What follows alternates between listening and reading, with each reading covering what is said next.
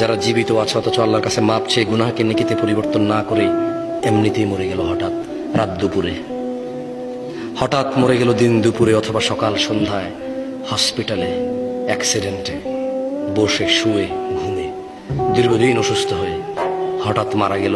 তার গুনাহগুলো গুনাহ রয়ে গেল, এগুলো তার জাহান্নামে যাওয়ার কারণ হয়ে বসবে। অথচ গুনাহগুলোই নেকিতে পরিবর্তন করতে পারতো সে বেঁচে থাকা অবস্থায়। এই যে নিঃশ্বাস চলা অবস্থা যদি বলতো যে ইয়া আল্লাহ আর করবো না, তুমি সাক্ষী, আমি করলে তো তুমি দেখবাই, কোথায় করবো তোমার থেকে লুকিয়ে।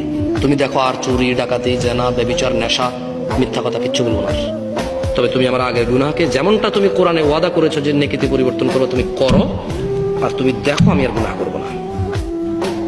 আকুলু কওলি হাযা ওয়াস্তাগফিরুল্লাহ লি ওয়া লিসাইরিল মুমিনিন ফাস্তাগফিরুহু ইন্নাহু আল গফুরুর রহিম। আমি আল্লাহর কাছে আমার জন্য এবং আপনাদের সবার জন্য ক্ষমা চাই। আল্লাহ আমাদের সবার সমস্ত গুনাহকে নেকিতে পরিবর্তন করে ক্ষমা করবেন। আমিন।